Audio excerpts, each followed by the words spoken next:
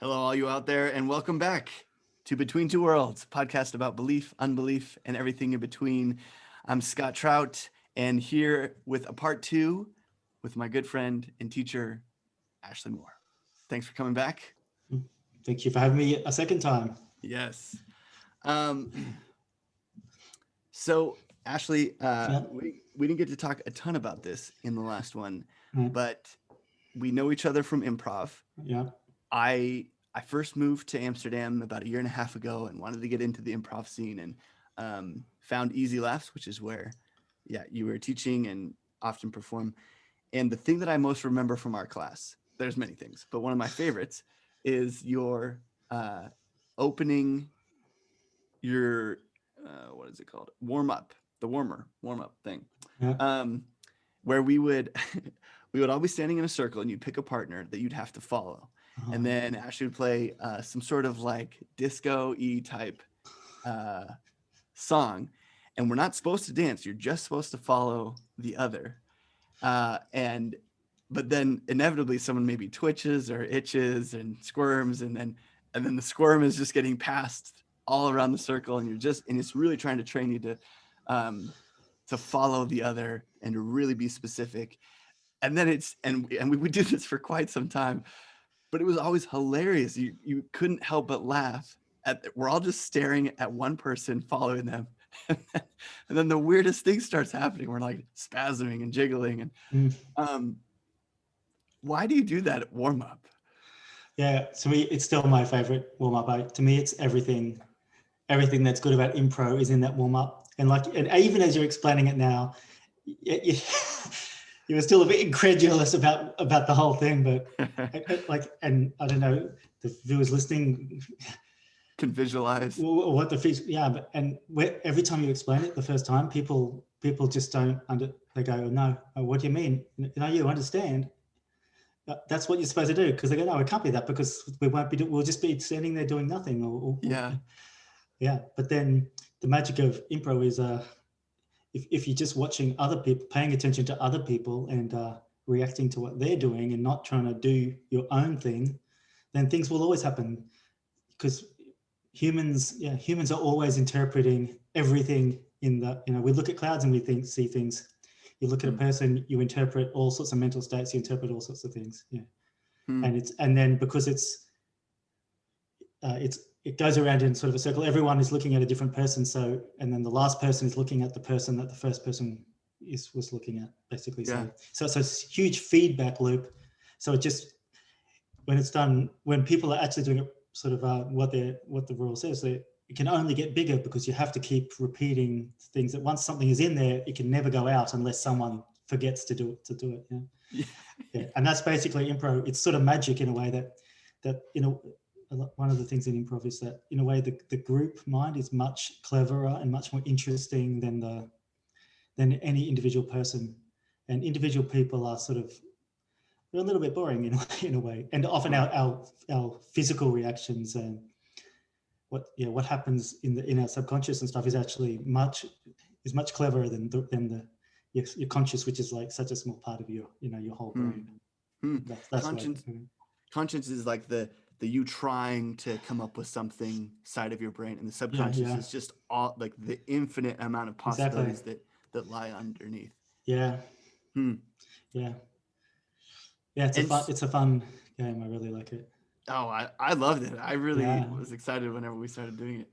Um, yeah, and so what you said, it's all there in that game. What is it about the emptying of that conscious self, or the trying to? I mean, how do you do that in improv? What is the how do they get you there?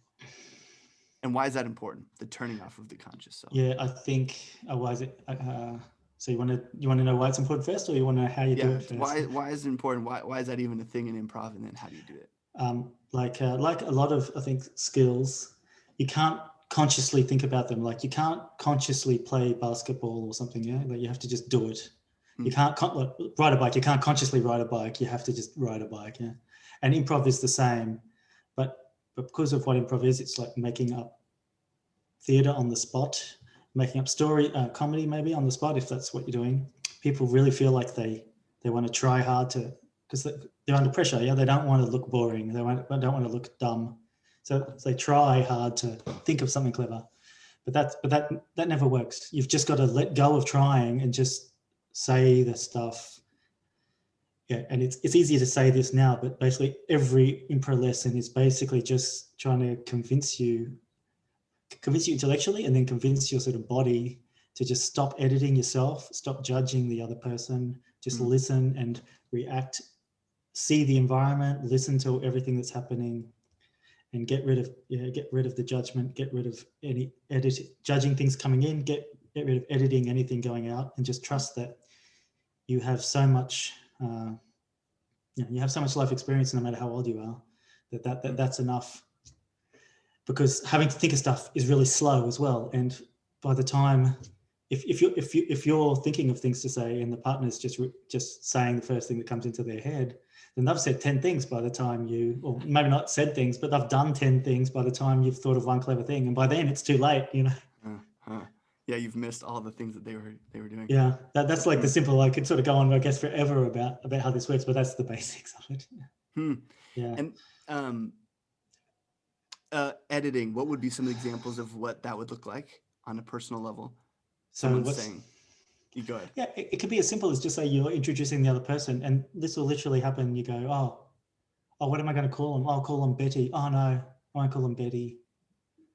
Yeah, but why? Why not call them Betty? And maybe you'll think of a reason why, or maybe you'll think, oh, is that a dumb name or not? But just call them Betty. It doesn't matter, So that's the basic example, which happens.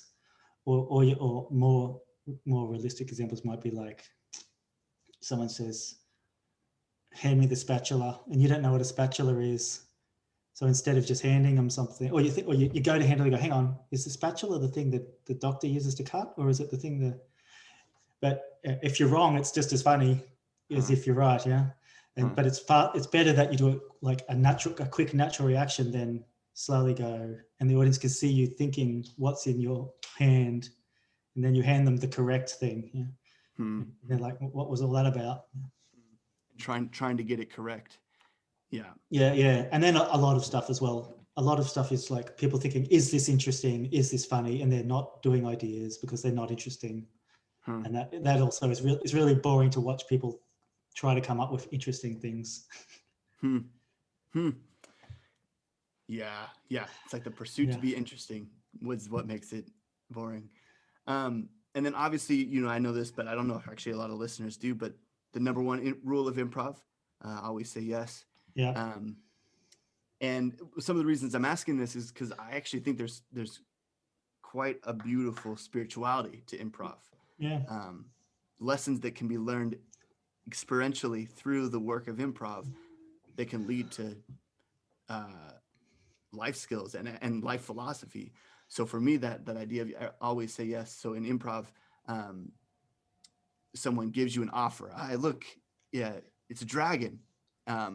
And then the quickest way to kill that scene is to say, that's not a dragon. It's just a sparrow.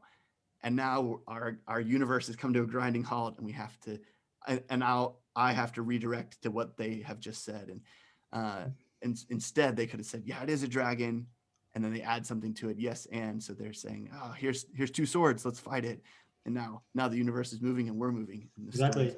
Yeah. And I think that's one of the reasons I think improv is attractive to a lot of people. It's not just a technique for making up theatre on the stage.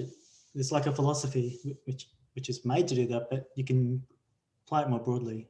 And I think I mean, of course, in real life, sometimes you can't agree with everything everyone you meet says, but I do feel like we mostly live in societies and situations where we say no a lot more to things because we want to keep ourselves safe, which is why when you're on stage doing improv, you say no as well. You want to keep yourself safe. Yeah. It's good to be able to just say, oh, should I say no here? Or should I say yes and just see what happens? Yeah. And it seems like maybe this is just my case, but the self-editing is what I can often find myself falling into of like, oh, what should I'm the host of this podcast. What should I be saying? And so I love that improv teaches you to make it about the other and just observe what they're giving you, what they're doing, as opposed to always be thinking about what should I be doing. Yeah. Yeah. Yeah, that's interesting. Oh, I don't know if it's time to ask this now, but I was wondering about how, because you are a Christian missionary, yeah, is that correct term? Yeah. Mm-hmm. And you must have been interviewing non-Christians, but I was wondering how it goes with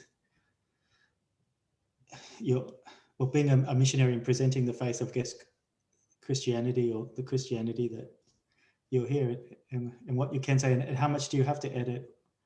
Or Mm. we were talking a little bit before Mm. about how even within like branches of Christianity, people have varying views. And I guess, do you ever feel like, oh, I shouldn't say that because I don't know if would I get in trouble? Like, is like, I'm sure if you said, well, I don't think Jesus existed, Yeah. people at work would say, hey, okay, what's going on? You know, but Yeah. maybe there's some milder versions of that. Where Yeah. do you ever have to? Is that something you have to negotiate? Oh man, that's a really good question. Well, and maybe there is something about improv that I've been bringing to this. I I haven't been scripting out. I haven't been trying to go for these amazing, yeah, polished conversations, and especially in the beginning, um, with Joey. I mean, it was just like click record and here we go. Let's see what Yeah, happens. Um, and yeah, so there's some things that I'm like, I kind of wish that hadn't happened. Um, but I think that's a little bit of the beauty of like this is unscripted conversations, and yeah, so I really like that. And then some of the more recent episodes, uh, I so part of the podcast is listening and taking in the other person's story. Um, but then I'm also pushing myself to not just be a listener, but also articulate. And this is kind of where the tension comes in yeah, the part two structure of like saying what I think at times in opposition to what they think. And so in short, I I mean I've been getting a lot of pushback in at different times. Um, because I'm balancing an audience of Christians and non-Christians. So yeah, kind yeah. of inevitably I'm gonna offend both.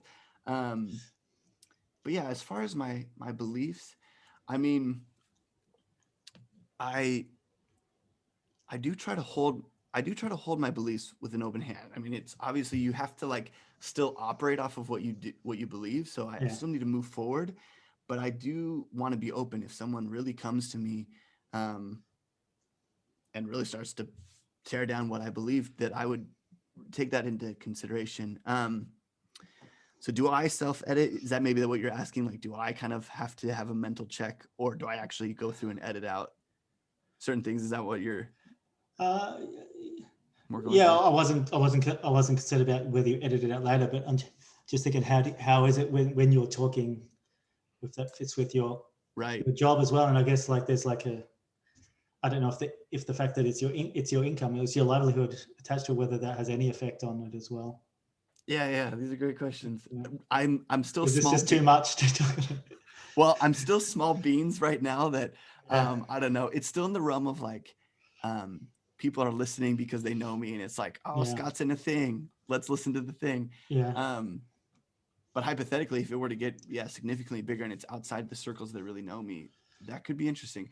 And the navigators haven't fully, I don't know, caught on to like in my circles, they know what I'm doing. But yeah, I've kind of thought through the day that maybe the navs would say, hey, look, if you're going to be talking about the navigators on here, then I don't know, maybe they want more say in the content. okay, But legitimately, like the episode that I just released before Casey's, it was yeah, nice to have Casey on there, my brother, because he can say things really offensively, and then I'd be like, "Whoa, Casey, like, what are you doing?"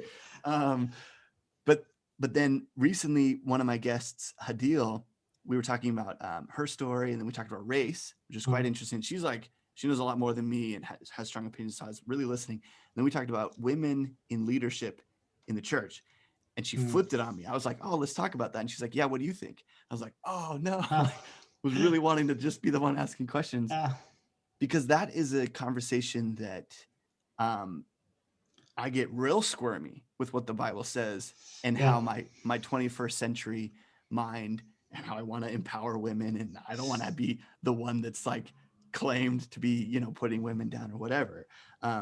But the Bible also, as I see it, um, has a certain way of doing things, and So I feel like I was kind of like squirming a little bit as I was trying to articulate that. But at the end of the day, uh, I I'm no authority. I'm just a little dude trying to figure things out, Yeah. and so I still want to put it out there because it's real. It's like, well, if you ask me on this thing, this is where I land, Okay. but I could be convinced otherwise. Yeah, cool. That's really cool. Yeah, yeah. Yeah, must say, I really appreciate when I started listening, so I didn't know what it would be like. That, like I mentioned before, that I listened to some other Christian podcasts, but you're like very open. You're actually more curious about other people's views, but then you're talking about your own as well. But you most of the ones I listen to, like they have like their position that they are, I guess, defending or supporting, and they don't really articulate too much doubts, or the doubts they do articulate are more manicured, like, oh, I did doubt, but now I've got the correct answer. Not all of them, some of them are a bit more flexible, but so I really appreciate that you're much more, I think, honest and human about it's not just it's not just the theology presenting, you're presenting the human, how it fits into a human being. That's really cool. I appreciate that. Nice. Yeah, I really appreciate that. And okay, so backstory a little bit on, I did a podcast with my friend, shout out to Dakota. He's kind of the one that got me like interested in podcasting and showed me which mic to get and all this jazz. And it's called Tipsy 60. And so we would do a power hour and have intense conversations. So we're, doing like a shot of beer every minute in the hour. It made for some fun dialogue. And I think, obviously, I think some Christians probably would take me to task for that, that being on that podcast. But it was me and him and another guy, and they're both atheists. And to some extent, I got ripped to shreds. Like, I got torn to pieces. It was very unsettling. And I was just like, oh man, that sucked. And I was listening, and all at the same time, I was listening to Sam Harris and Bart Ehrman. Do you know that? Yeah, I read his things. Yeah. Oh, I mean, he's incredibly smart, and they were also rocking me, and I was just like, yeah, okay, I am having an existential crisis right now, and I was really in a lot of cognitive dissonance. Sure. I mean, I think it's real that like a huge part of why I believe is because of who I'm surrounded by. So you take me out of my community, and I probably wouldn't be necessarily convinced, but I could be cowed or shamed kind of out of my belief. Someone just like throws a lot of intellectual rationalism. Sure. Yeah. I'll tell you this, like I got a little crazy story about this after everything I've said. In my, I think, how old was I? I think I was like 21 or something like this. So by this time I was, I didn't believe in any religion. I was, I guess, an atheist. Yeah. And I think I was pretty rational at that. I was very rational at that time, point. And then I started hanging around with a lot of goths, and then I started hanging around with a lot of goths that actually believed that vampires were real. Right? They just and they had different views about what vampires were and all this sort of stuff. And then at first I go, this is crazy, vampires, okay. But I hang around them because they were nice people. This is just this one thing that they all believe. They didn't all believe it, they all believed it. And I think they had different, like I said, different ideas about what a vampire actually was. Some of them were like, it was like someone who drinks your blood. Others had like more, it's just like a person who can sap your energy or something. Anyway, and so after like hanging out with them for like 6 months, I was like, I just remember thinking, oh yeah, I suppose vampires could be real. And it's not that like I had to from being around them, or they never asked me about it. It's just that being in a group where it's like this, it's like a base assumption or something that that's just how humans are. You just take it on board. And then I think a day later I thought, what the hell? No, there's no way vampires are real. And I sort of snapped out of it. But that's just because it's the sort of person I am, I guess, maybe more intellectual or something. And two, it's a very small, there's not that many people in where I live. It's not like on the television they're talking about, it's just like this 4 people I knew. Yeah. But if you lived, all I'm saying is it's not like you have to be browbeaten into a belief. It's just that if it's always out there, it's in the realm of things that you can accept without having to think about too much. I think. And I'm sure I have millions of them, of course, now as well. I live in a different situation now. Yeah. Well, I'm always curious to find them. it's the plausibility thing, like where you kind of say, oh, I would never believe that, or that's ridiculous, but then somebody you trust believes it, and then you're like, huh, well, it starts to become a lot more plausible. Yeah, You're yeah, like, oh, well, I trust their judgment or their thoughts. And then yeah, if yeah. more people start to say or believe that thing. Hey guys, thanks for watching. Let us know what you thought of this video. Also, subscribe to our YouTube channel, or turn on notifications, or check out our Patreon page, or our social media, or do all of them. We're a podcast, so wherever you get your podcasts, give us a listen, whether you're doing the dishes or pooping or walking the dog. We'd love to be there with you. Finally, if you like this video, check out these videos.